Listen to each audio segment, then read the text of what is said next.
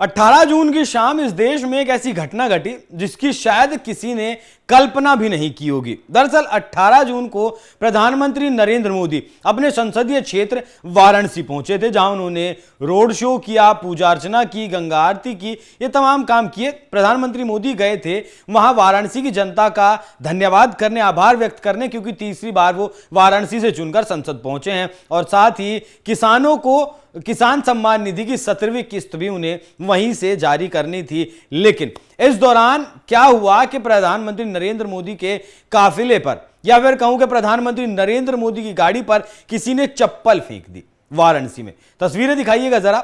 ये तस्वीरें आप देख सकते हैं कैसे प्रधानमंत्री नरेंद्र मोदी की गाड़ी पर चप्पल फेंकी गई और उनकी जो सुरक्षा थी, उनकी जो सुरक्षा में एनएसजी कमांडोज तैनात थे, उन्होंने उस चप्पल को उठाया और फिर फेंक दिया। हालांकि अब सवाल भी कई तरीके के उठ रहे हैं कि चप्पल की जगह ये कुछ और भी हो सकता था। क्या किसी की गलती से चप्पल वहां तक पहुंची है, या फिर किसी ने अपना विरोध दर्ज करवाया है और ये विरोध दर्ज करवाकर ये चप्पल उन्होंने प्रधानमंत्री की गाड़ी पर मारी है। इस बात को लेकर कांग्रेस पार्टी बेहद ज्यादा अति उत्साहित है। कांग्रेस पार्टी की एक नेता है जिनका नाम है सुप्रिया श्रीनेत। वो अक्सर ट्विटर पर आती हैं, मोदी के खिलाफ, बीजेपी के खिलाफ अपनी भड़ास निकालती हैं। इससे पहले वो भड़ास निकालने के लिए आई थी कि मोदी और मेलोनी, मतलब मोदी इटली क्या करने गए जब वहां उनका कोई काम नहीं था। और अब इस घटना पर भी सुप्रिया श्रीनेत ने एक ट्वीट किया, जिसके बाद राहुल गांधी ने भी ट्वीट किया। और राहुल गांधी का जो ट्वीट है वो बिल्कुल सुप्रिया श्रीनेत के उलट है। मतलब पहले आप सुप्रिया श्रीनेत का ट्वीट देखिए। सुप्रिया श्रीनेत ने लिखा, वाराणसी से नरेंद्र मोदी सांसद हैं, वहां उनके खिलाफ भारी असंतोष है। सिर्फ 1.5 लाख जीत की मार्जिन इसका प्रमाण भी है। वो देश में सबसे कम अंतर से जीतने वाले प्रधानमंत्री हैं। उनकी कार पर चप्पल फेंकना गलत है, इसका समर्थन कोई नहीं कर रहा। लेकिन लोगों के अंदर रोष और प्रतिकार को भी समझना होगा। बेबसी और बदहाली से उपजे इस गुस्से का समाधान करना काशी के सांसद का कर्तव्य है और यही लोकतंत्र की पहचान भी है। तो आप एक बार और देखिए इसे किस लहजे में उन्होंने लिखा। वाराणसी में नरेंद्र मोदी सांसद हैं, वहां उनके खिलाफ भारी असंतोष है। सिर्फ 1.5 लाख की जीत का मार्जिन, और इतनी जीत से कम जो है, सबसे कम वो पहले प्रधानमंत्री हैं जो इतनी वोटों से जीते। उनकी कार पर चप्पल फेंकना गलत है, इसका समर्थन कोई नहीं कर रहा। तो मतलब सुप्रिया श्रीनेत ने घेरते हुए ये तो कहा कि चप्पल फेंकना प्रधानमंत्री की, मोदी की गाड़ी के ऊपर गलत है, लेकिन साथ ही यह भी कहा कि वहां के लोगों के भीतर असंतोष है। अगर असंतोष इतना ही होता तो फिर 1.5 लाख वोटों से भी नरेंद्र मोदी नहीं जीतते।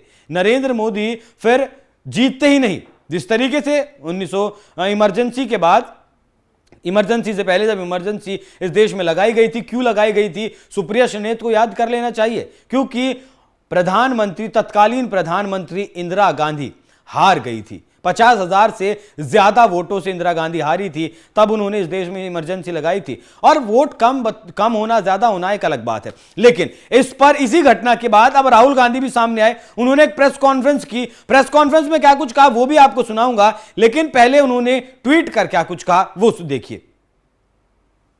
एक और महत्वपूर्ण बात जो प्रेस कॉन्फ्रेंस में कहनी रह गई, नरेंद्र मोदी और उनके काफिले पर चप्पल फेंका जाना बहुत ही निंदनीय है और उनकी सुरक्षा में यह गंभीर चूक है। सरकार की नीतियों पर अपना विरोध गांधीवादी तरीके से दर्ज कराया जाना चाहिए। लोकतंत्र में हिंसा और नफरत की कोई जगह नहीं है।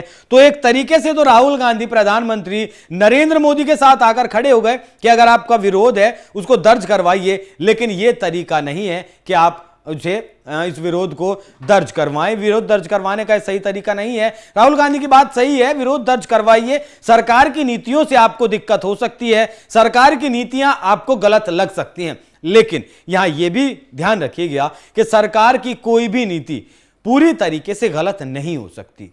अगर हो सकता है उसमें कुछ खामियां हो, वैसे ही सरकार की कोई भी नीति सभी लोगों के लिए सही नहीं हो सकती। हो सकता है उसमें कुछ कमी रह गई हो। तो अगर किसी ने विरोध में ये चप्पल फेंकी है तो आप अपना विरोध दर्ज करवाइए, लेकिन देश के वो काशी के, वाराणसी के सांसद हैं, लेकिन उसके साथ साथ वो 140 करोड़ लोगों के प्रधानमंत्री भी हैं। वो भारत जैसे बड़े लोकतांत्रिक देश के प्रधानमंत्री भी हैं और उनका इस तरीके से अपमान, अनादर करना बिल्कुल किसी भी लिहाज से सही नहीं है। तो सुप्रिया श्रीनेत जरूर चिढ़ तो गई होंगी कि किस लहजे में अगर अपना विरोध भी दर्ज करवाना है तो शायद वो राहुल गांधी से सीख लें। जिस तरीके से सुप्रिया श्रीनेत कड़वी और अभद्र भाषा का इस्तेमाल करती हैं प्रधानमंत्री नरेंद्र मोदी के लिए, लेकिन राहुल गांधी ने संयमित भाषा का इस्तेमाल नरेंद्र मोदी के लिए किया। हालांकि वो बात अलग है कि राहुल गांधी ने तीसरी बार प्रधानमंत्री बनने पर प्रधानमंत्री नरेंद्र मोदी को एक बधाई का संदेश नहीं दिया।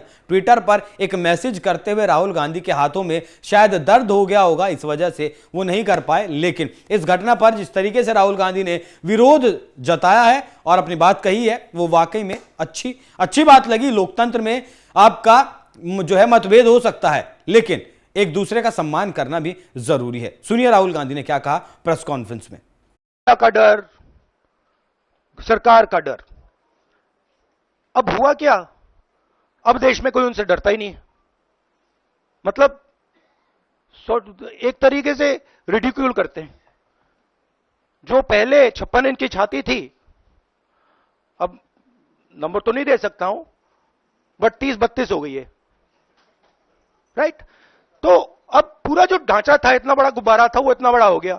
अब इससे नरेंद्र मोदी जी को साइकोलॉजिकल बहुत टेंशन होगा, बहुत प्रॉब्लम होगी, क्योंकि उनका जो काम करने का तरीका है वो लोगों को डराने का है, धमकाने का है।